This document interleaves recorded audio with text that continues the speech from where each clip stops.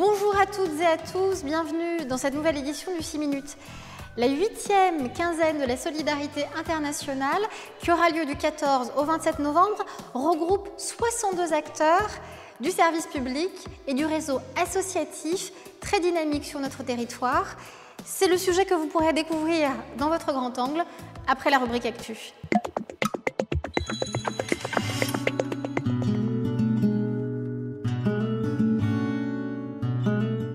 C'est important qu'on pointe du doigt une cause en particulier, notamment là, le 25 novembre, la lutte contre les violences faites aux femmes, pour mettre en lumière ce qui sont faits au niveau des services publics, mais pas que, au niveau des associations, etc. Et même des citoyens pour s'engager et mettre en lumière les actions qui sont faites pour essayer de faire disparaître ce phénomène. Malheureusement, oui, des femmes souffrent quotidiennement.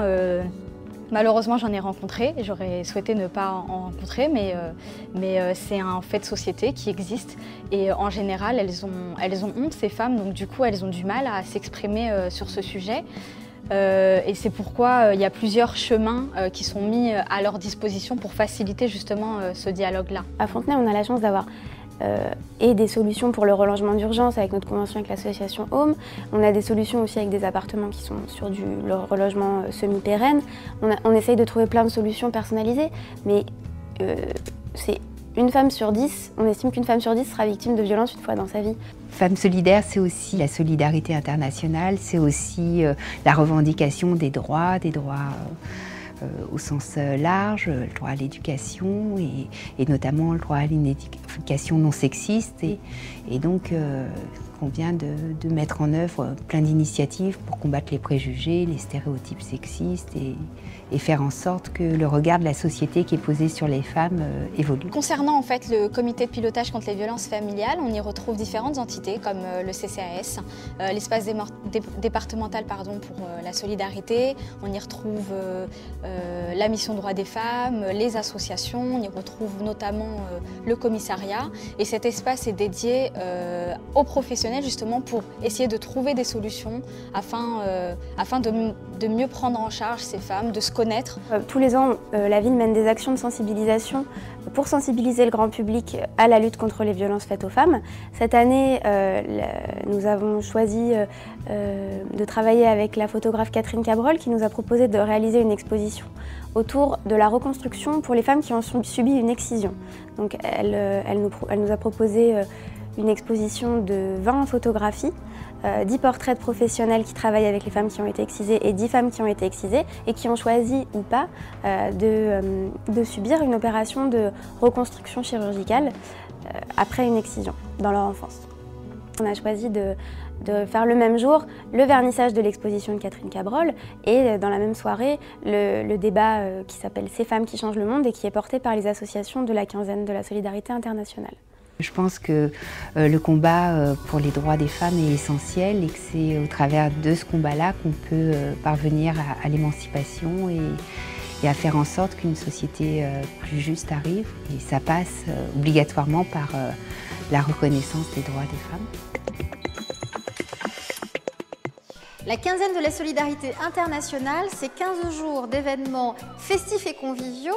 C'est aussi des moments forts autour de débats concernant des enjeux sociopolitiques, économiques ou encore environnementaux afin de mieux comprendre et d'agir sur le monde dans lequel nous évoluons, mais tout en gardant à l'esprit cette pluralité de points de vue qui fait la richesse de notre ville. C'est le sujet de votre grand angle, tout de suite.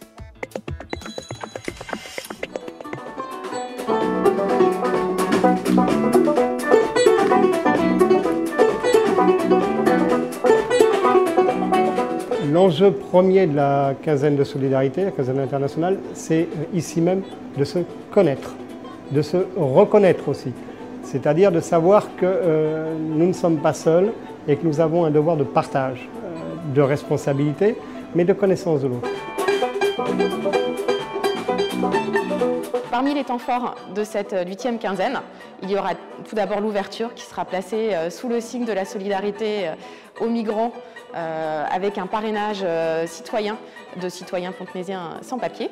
La municipalité s'est engagée avec RESF, plus d'autres associations, plus le comité de jumelage, plus effectivement aussi le collectif Fontenay pour la diversité, à travailler cette question du parrainage.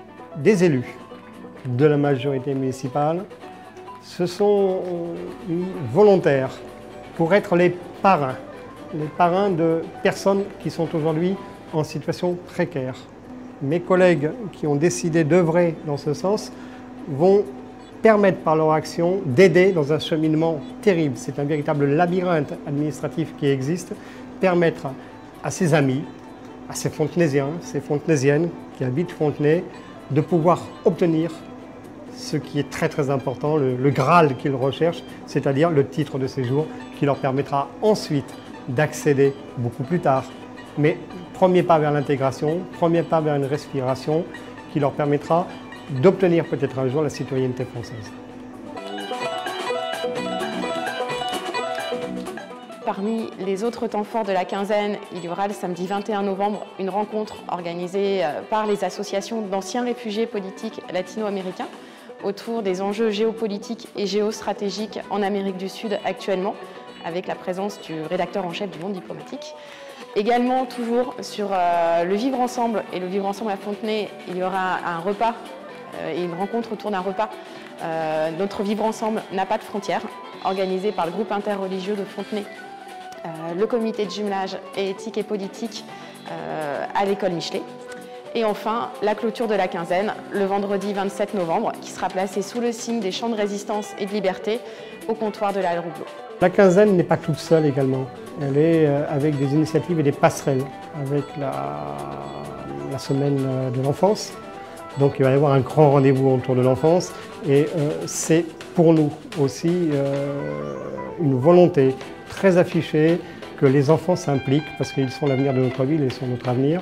Et que si demain nous voulons pouvoir avoir un monde meilleur, un monde beaucoup plus solidaire, un monde beaucoup plus respectable par exemple, il nous faut vraiment aujourd'hui travailler ensemble avec les enfants de notre ville.